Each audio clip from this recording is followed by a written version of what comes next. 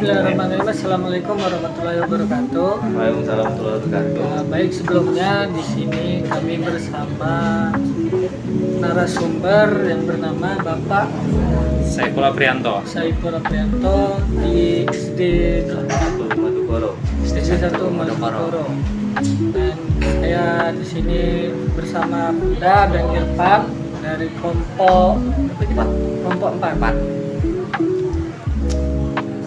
Mengenai perjalanan guru penjas dan sertifikasi. Langsung saja tanpa berlama-lama ke narasumber.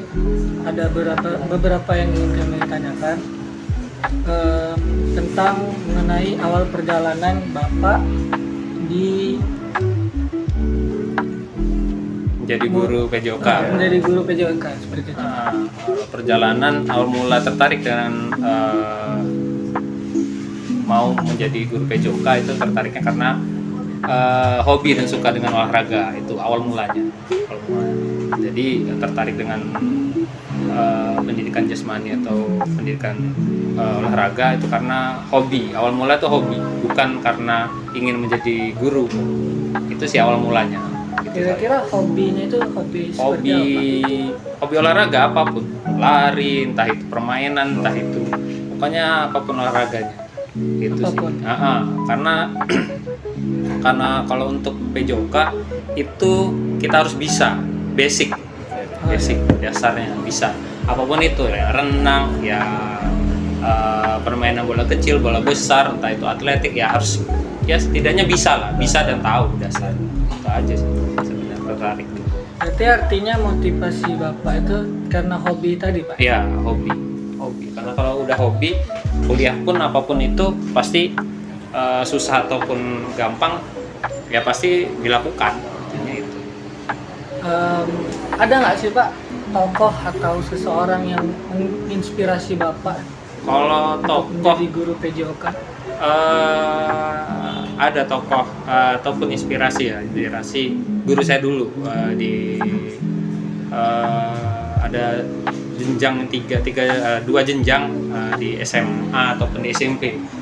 Kalau untuk track record gurunya itu di SMA itu ada Pak Romli ya dulu itu dan di SMP itu Pak Budi. Itu sih untuk inspirasi karena beliau bisa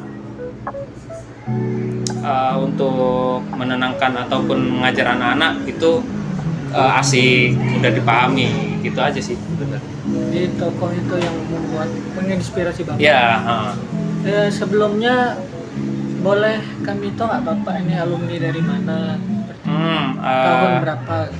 Alumni kuliah ataupun dari SMA. Oh, dari SMA. SMA-nya Semanda itu tahun 2012. Terus kuliahnya lanjut. Nganggur setengah tahun, kerja serabutan lah. Sambil nunggu kuliah di Jogja nggak keterima, di UNJ Jakarta nggak keterima, Unila juga nggak keterima, ya sudah balik lagi ke swasta, ini STO ataupun kalau sekarang di Rosalia itu sekarang. Kalau buat ngajar ini, Bapak udah berapa lama ngajar? Dari awal apa? Awal ngajar ya? Iya, Awal honor setengah tahun saya di Metro, di Pondok Darul Akmal itu setengah tahun di Metro, di Pondok. Setelah itu dari lanjut KKN atau PPL itu di SMA 1 Trimurjo Lampung Tengah. Itu Lampung Tengah itu yang membuka wawasan bahwasanya jenjang apapun, mengajar apapun, kalau dan anak muridnya sebandel-bandelnya apapun tergantung gurunya. Itu membawa anak itu karena olahraga ini kalau zaman saya dulu pelajaran yang menyenangkan. Iya, yang disukai apapun itu. Mau dia materinya atletik, mau dia bola besar, bola kecil, ya tetap anak pun senang keluar kelas itu saja. Berarti kalau ngajar itu udah lumayan lama Pak? Dari Berapa tahun? 2015 atau 2016. Jadi nunggu wisuda udah kuliah, udah ngajar setengah tahun, habis itu pindah ke sini ke Nusantara SMP 6 dapat TSK-nya di SD. Gitu. Jadi semua jenjang kecuali TK yang belum. Itu aja sih. SD, SMP, SMA udah. Bahkan pondok ya? Iya, pondok dan MTS. Nah pas abang ngajarnya kan pasti ada tantangannya, pas siswa-siswanya tak hafal gimana. Nah kira-kira gimana sih Bapak buat kalau untuk tantangan kalau untuk tantangan anak itu bagaimana kita mengatasinya dengan misalkan anak yang nakal itu udah tarik aja jadi pemimpin ke depan supaya bukan nakal, aktif ya.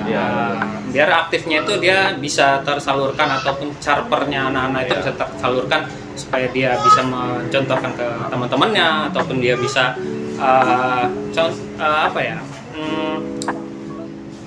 biar yang lain juga mungkin sedikit takut atau segan dengan yang aktif ini, itu aja. Atau kalau untuk tantangan selain anak-anak, yang pasti olahraga itu fasilitas.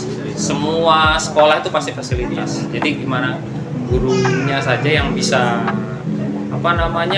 yang bisa kreatif, intinya udah itu aja sih. Kalau gurunya kreatif, insya Allah kalau bisa. Berarti banyak ya fasilitas yang pasti nggak ada gitu di setiap sekolah. Pasti nggak ada namanya sekolah itu. Pasti yang kurang itu pasti atletik itu pasti berkurang, nggak pasti. Kalau cakramnya nggak ada, tolak pelurunya nggak ada, ya kita kreatifnya. Apalagi kalau di SD, ya udah kita aja kreatifnya mau gimana pun aja, ya udah pakai botol aqua bisa. Gitu aja sih, mensiasatinya supaya anak bisa olahraga. Banyak seadanya gitu Pak. Iya, seadanya. Baik Pak, untuk selanjutnya itu bagaimana pandangan Bapak tentang kurikulum Merdeka pada saat ini? Kalau semua kurikulum itu sama baiknya, cuman hanya memperdalam. Dari dulu saya di KTSP, diajar KTSP, terus juga kurikulum 13 terbaru, terus sampai sekarang kurikulum Merdeka ya. Kurikulum Merdeka pun udah mau berganti kan sekarang. Kalau untuk olahraga, kalau menurut saya hampir sama aja sih. Kalau olahraga itu pasti akan keluar kan di ruang di luar kelas gitu. Jadi di outdoor. Kalau untuk perancangan modulnya ya mungkin sedikit berbeda dengan yang lain dari K13, KTSP. Tapi kalau untuk pelaksananya tidak jauh berbeda, gitu aja, tidak berbeda dengan situasi dan kondisi yang ada. Mungkin kalau modulnya kita bagus, rancang segala macam, pelaksanaan lapangannya kita seadanya, ya mau gimana lagi, gitu aja. Pasti sama aja gitu Bang, olahraga itu lagi. Iya, sama aja olahraga itu aja. Mungkin kalau untuk peraturan sih yang pasti peraturan. Kalau untuk pelaksanaan ataupun untuk merancang yang mana yang baik kurikulumnya, ya semua baik, gitu. Semua baik. Yang membedakan tuh modul dengan modul terus RPP segala macam, itu saja sih. Mengenai perbedaan tuh Pak antara dulu dan sekarang, cara mengajarnya itu tentang PJOK-nya itu masih sama ataukah beda? Kalau metodenya, kalau ya tidak jauh berbeda sih. Kalau misalkan dulu, mungkin saya dulu di SD lempar bola udah beres gitu, bola beres dulu di SD kayak. Tapi kalau sekarang saya nggak maunya seperti itu. Yang penting materi yang harus dapat, materi anak-anak harus dapat, dalam arti mengerti teknik dasarnya saja, kayak bola kecil apa saja, lokomotor, non lokomotor apa sih yang membedakan gitu kan. Yang penting anak-anak itu tahu yang mana lokomotor, yang mana non lokomotor, yang mana bola besar, yang mana bola kecil. Tidak harus teknik dasar semua yang bisa anak-anak pahami, tapi yang sedikit aja sudah lebih cukup. Karena olahraga ini yang penting anak-anak bisa bergerak, mau bergerak, berkeringat, sehat. Itu sih. Yang penting dapat matahari. Kebanyakan kan sekarang anak-anak gadget. Iya, Itu sih musuhnya gadget, diam di kelas, nggak mau olahraga. Iya, males. Iya, males itu juga. Kalau saya, yang penting anak-anak mau bisa bergerak, mau jogging ataupun lari, mau bergerak dan berkeringat aja sudah bersyukur kalau sekarang. Itu saja. Mengenai gadget Pak, dan teknologi, apakah Bapak menggunakan teknologi atau metode inovatif dalam pembelajaran? Kalau untuk penjas ya, Iya. Kurang lebih menggunakan tidak terlalu banyak. Kalau untuk mungkin proyektor atau visual dari YouTube ataupun video, dan kalau untuk ininya kalau untuk kelas tinggi ya, kalau untuk yang dulu saya di SMA ataupun di SMK pakai Google Form itu bisa, terus pakai yang kuis itu. Kalau di SMK dulu pakai itu supaya anak-anak tertarik untuk ujian, mengejar nilai dan segala macam, itu pasti kayak gitu. Tergantung kita membungkusnya saja sih, tergantung kita membungkus pembelajaran itu seperti apa. Kalau untuk di tingkatan SD itu mungkin dari Google Form ataupun quiz itu mungkin belum bisa karena anak-anak jarang yang membawa HP. Tapi kalau misalkan untuk di grup WA atau segala macam, ataupun dia ngelempar dari sekarang kan modelnya coding ini udah mulai dari kurikulum Merdeka ini udah mulai coding, udah dicoba dari mencocokkan gambar, terus gerak ataupun tulisan itu bisa dicocokkan. Itu doang atau inovasinya sih. Menurut pendapat Bapak, peran media sosial atau platform digital dalam mendukung pembelajaran PJOK itu bagaimana? Kalau untuk perannya sangat penting, sangat vital sih kalau untuk media sosial, karena bisa men-share olahraga apa saja dan kegiatan apa saja yang yang bisa hype, seperti misalkan sekarang harus senam Indonesia hebat itu kan, itu di-share. Kalau tidak ada media sosial mungkin nggak tahu kita kan, di-share kembali. Kemarin ada hari ini anak Indonesia itu, kemarin di sini juga buat video live di IG segala macam, itu bisa. Karena kita untuk mengenalkan sekolah pun bisa dari media sosial dengan cara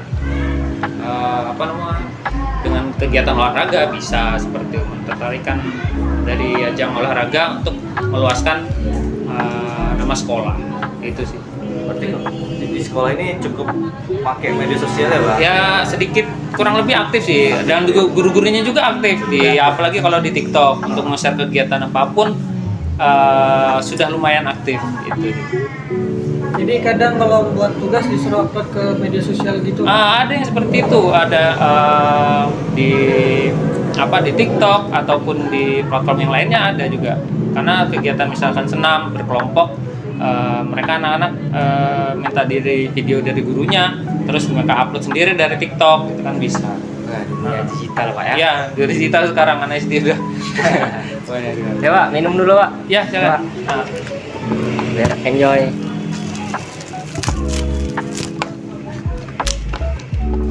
Kalau sekolah ini cukup banyak nggak Pak? Buat kayak ngirim lomba gitu. Kalau untuk yang lomba, karena di tingkatan SD ini mungkin sedikit ya, O2SN aja sudah dibatasi dengan cabangnya, sudah diturunkan, sudah dipangkas lah, hanya pencaksilat dan yang renang kalau tidak salah. Tapi kemarin dari KKG, Kumpulan Guru-Guru Olahraga, mensiasati dari kabupaten itu membuat sendiri dengan atletik, terus juga bulu tangkis, itu yang ngirim tiap tahun pasti ngirim. Dan tahun lalu cuma dapat peringkat 3 Lampung Utara itu. Kalau untuk cabang-cabang olahraga lainnya belum bisa dieksplor yang lain karena satu fasilitas pasti. Iya, pasti fasilitas. Kalau untuk atletik kan hanya melihat dari praktek lari ataupun dia dari materi yang lain dari atletik, anak-anak kan bisa melihat ini yang potensial bisa lomba, ini yang nggak bisa ya, mungkin seperti itu. Balik ke fasilitas lagi Pak ya. Ya, kalau fasilitas apapun bukan hanya PJOK sih. Tantangannya pasti di Ya, apapun itu, mau mapel apapun, kalau nggak fasilitas tidak mendukung, ya pasti kita mau digeber gimana pun ya nggak akan bisa. Pasti akan drop itu lah, pasti akan jatuh. Itu saja. Kalau menurut Bapak nih Bang, kayak kan karakter siswanya berbeda-beda ya Pak. Ada yang bagus, ada yang enggak. Kira-kira kalau guru penjas, guru PJOK ini bisa nggak sih membantu buat pembentukan karakter siswa ini lebih bagus? Kalau PJOK pasti harus bisa membuat karakter anak-anak. Kurang lebihnya gini aja, setiap kelas pasti ada anak-anak yang sangat aktif dan anak-anak yang diam. Jadi gimana caranya guru PJOK ini bisa mengcombine ataupun bisa menarik anak-anak yang aktif ini supaya dilibatkan dengan kegiatan apapun dari PJOK ataupun dari pembelajaran apapun. Nah, yang tantangan itu bukan yang aktif tapi yang diam. Nah, yang diam ini kemarin dapat ilmu juga dari pelatihan dari PKG dan yang lain dengan teman-teman yang lain. Kalau bisa anak-anak yang diam ini dilibatkan dalam arti bukan hanya dilibatkan dengan pelajaran apapun itu, dia baris berbaris, bisa kita ke depan ataupun menyiapkan barisan dari berdoa, jangan hanya ketua kelas saja, tapi kita libatkan anak-anak yang diam dan yang burung. Mungkin yang diam dan burung ini mungkin dia tidak mau tidak mau menunjukkan jati diri karena ada anak-anak yang lain, pasti seperti itu, dia lebih baik saya diam. Pasti seperti itu, bisa diam. Tapi kalau kita masih bisa melihat karakternya dia, sebenarnya anak ini bisa, tapi dia pemalu, makanya kita tarik, kita untuk ke depan, sedikit berbicara, tapi nanti 2-3 kali kita pertemuan pasti anak itu nggak akan diam, pasti aktif. Jadi mengikuti materi ataupun kegiatan olahraga yang lainnya, pasti seperti itu. Jadi solusinya itu melibatkan Iya, pasti harus melibatkan karena pembentukan karakter itu PJOK pasti terlibat. Pasti tahu anak-anak yang aktif, anak-anak yang pendiam, anak yang biasa aja, pasti tahu karena kita kita ketemu dengan anak-anak itu setiap hari. Kedua, kita bisa tahu anak-anak itu aktif atau tidak di luar ataupun di dalam kelas. Hanya kita yang bisa, karena PJOK di luar dan di kelas juga bisa, gitu. Kalau guru-guru yang lain mungkin hanya tahu di dalam kelasnya saja, aktifnya kan di dalam kelas. Tapi kalau di luar seperti apa kan hanya tahu PJOK, guru-guru PJOK. Anak-anak yang nakal di kelas pasti akan berprestasi di olahraga. Iya pasti, karena dia terlalu aktif. Terlalu aktif. Itu aja sih. Kalau kan pasti di sekolah gini Pak ya pasti banyak bakat-bakat gitu Pak ya, siswa-siswa yang berbakat gitu. Nah kira-kira kalau dari Bapak gimana sih kira-kira buat mendeteksi siswa-siswa ini berbakat terus disaring kira-kira buat lomba? Gitu. Kalau untuk prestasi ya bisa atau tidak bisanya kita bisa lihat dari pelajaran. Anak itu bisa mengikuti pelajaran. Misalkan contoh kayak tadi atletik U2SN, kita bisa lihat dari kita materi ke atletik, lari misalkan jarak 20 meter ataupun 30 meter, kita kita lombakan dari satu anak ke anak yang lain per kelas saja ataupun di kelasnya dalam kelas. Jadi bisa menarik minat anak supaya bisa mengeluarkan potensinya di pelajaran itu. Baru nanti misalkan ada ajang, tinggal kita membina anak yang sudah ada potensinya, kita libatkan ke latihan, kita poles kembali 2-3 kali ataupun berapa kali pertemuan, baru kita lombakan gitu. Jadi untuk menyaring bakat itu tidak susah kalau untuk olahraga karena kita sudah tahu anak-anaknya gitu, sudah tahu anak-anaknya yang bisa ataupun yang menguasai materi apa saja. Pasti kan satu anak pasti ada yang ikut atau yang bisa materi atletik, ada yang bisa bola, ada yang bisa bola kecil itu seperti itu. Nanti deteksi itu langsung per kelas gitu Pak ya? Ya kalau untuk lomba ataupun gini kalau misalkan untuk menarik bakat anak bisa dari eskul itu bisa, eskul ataupun kalau di sini kan eskul ada eskul, kalau tidak salah ada yang di luar ikut eskul karate. Jadi melihat dari coachnya bisa atau tidak untuk melomba, ya sudah ikutin saja. Kalau misalkan anaknya bisa. Pak, dari yang saya lihat ya banyak benar prestasi-prestasi dari SD 1 Modokoro ini ya.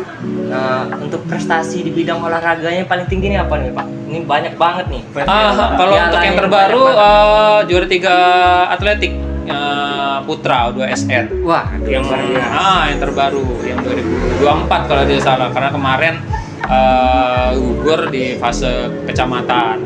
Jadi kabupaten kemarin mengirim hanya beda selisih berapa detik, berapa second. Luar biasa prestasi. Ya, karena saya masuk di sini belum lama 2-3 tahun ini di sini, tapi alumni sini juga. Selama menjadi guru tuh Pak, apa pelajaran hidup yang Bapak dapatkan selama menjadi guru penjas di SD 1 Modokoro? Kalau untuk pelajaran hidup dari PJOK ya, banyak, sangat banyak. Kita bisa mengenal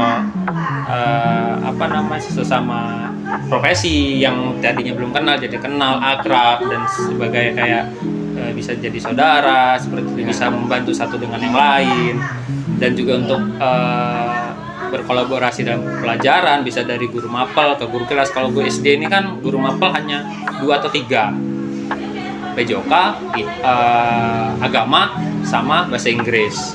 Sisanya ya guru kelas. Jadi kolaborasi, apapun itu kolaborasinya.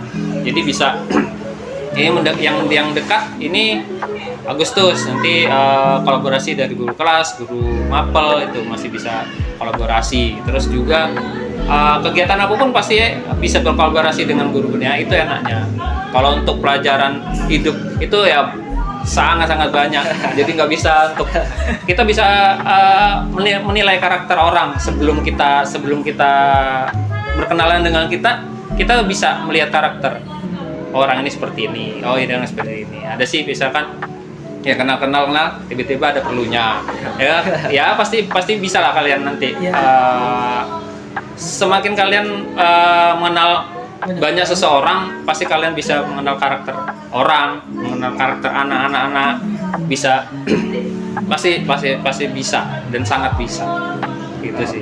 Mengenai harapan Bapak terhadap masa depan pendidikan jasmani khusus di Indonesia, Pak. Harapannya pendidikan di ini ya, harapan saya khususnya di Indonesia maupun di SD di sini ataupun di Lampung Utara, disupport lah masalah fasilitas. Nah, benar itu. Pasti itu. Kalau untuk fasilitas apapun itu, guru PJOK tuh akan semangat. Ya, benar, Pak. Mengajar, bola materi passing ataupun bateri sundul, masa satu bola 20 orang kan nggak mungkin. Karena saya sekali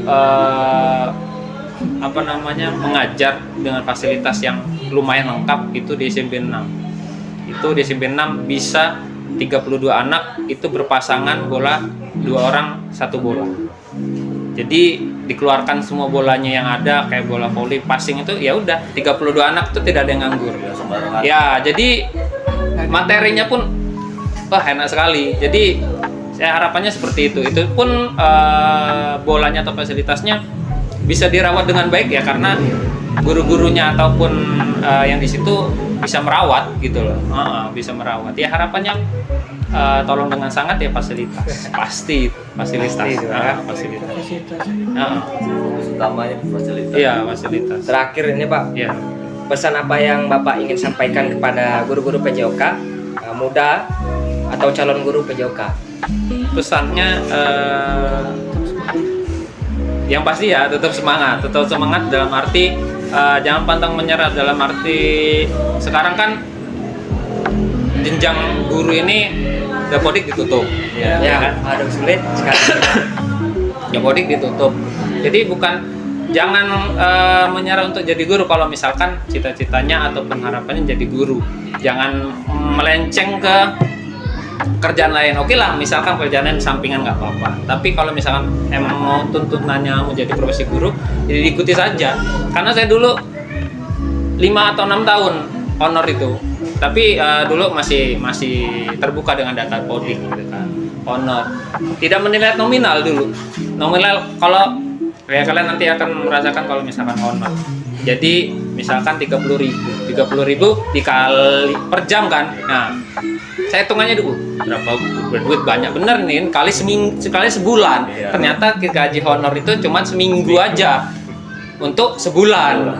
Oh iya juga bego bener dulu kayak gitu kali sebulan, wih berapa juta, wih cair ini gila kok berapa ratus ribu ini kan gitu. Jadi jangan pantang menyerah, jangan melihat nominal, karena kalau kita misalkan tulis emang untuk apa ya, untuk jadi profesi guru, emang profesi guru tuh beratnya kita dituntut untuk mengajar anak, tapi gaji kita minim. Tapi insya Allah sih kalau misalkan kayak saya pribadi, perjuangan itu pasti kalau kitanya memang sungguh-sungguh pasti ada jalan tuh apapun itu pasti akan nyampe gitu loh. Ada fasenya kita pasti udah capek, saya udah nyerah. Nanti kalau di fase itu kalian bisa lewat, itu pasti ada hadiahnya lah. Dari fase kalian berat ini pasti hadiahnya yang melebihi kalian ekspektasinya. Dulu saya seperti itu, saya udah mau nyerah, sudahlah menjadi guru gini-gini aja kan, emang ngaji berapa ratus ribu ya udah bolak-baliknya nggak seberapa, sudah mau nyerah, mau diajak temen jadi operator SPBU di Mesuji, gajinya 5-6 kan, itu kan udah lumayan daripada gaji guru berapa ratus ribu ya kan. Udah mau nyerah, ternyata selang seminggu saya tes P3K, ya alhamdulillah jebol. Jadi kalau misalkan saya kemarin nerima yang di sana, ya nggak mungkin saya dapat jadi guru, dan nggak jauh dari itu udah serti gitu. Jadi udah jalanin aja, kalau sudah ada jalannya, memang udah tekun di situ pasti akan bisa. Gitu Kira saja. ada nggak sih Bang tips gitu biar udah ada guru honor nih, honor terus ngerasa kayak bapak sebelumnya kayak merasa capek, gaji nggak seberapa, kerjanya capek, itu kira-kira tipsnya gimana biar mereka tetap lanjut? Kalau tipsnya itu saya pikir yang pasti banyak-banyak bersyukur. Bersyukur satu, dan jangan banyak mengeluh. Kalau bisa kita ngeluh sama sampingan aja deh. Sampingan itu untuk kalian udah honor kecil, tetapi kan ada sampingan gitu. Sampingannya kalian bisa sekarang di sini udah Maxim, udah Gojek segala macam kan. Udah bisa sampingan itu, tapi jangan sampai prioritas kalian menjadi guru ini melenceng, karena angkatan saya di Kota Bumi ini banyak STO nih. Banyak, tapi banyak yang melenceng jadi pegawai bank. Kalau angkatan saya yang P3K itu formasinya 80 sekian, yang daftar cuma 60. Wah. Karena kami punya komunitas di grup, jangan sampai formasi ini tabrakan dengan teman sendiri. Makanya kami list, ya alhamdulillah semuanya jebol. Karena kebanyakan guru PJOK yang ataupun kuliah angkatan saya banyak yang jadi guru di pabrik segala macam, karena mereka ngapain guru honor kecil sih gitu. Berapa? Iya. Pengalaman pribadi juga kan Pak, saya juga lagi honor di SD, emang gaji nggak seberapa. Iya, pasti harus ada sampingan. Iya, kayak nggak sesuai gitu. Pasti akan nggak sesuai. Tiap hari karena aduh gitu. Tiap hari, terus juga sama juga dengan banyak tuntutan Iya. sekolah ini itu segala macam, pusing.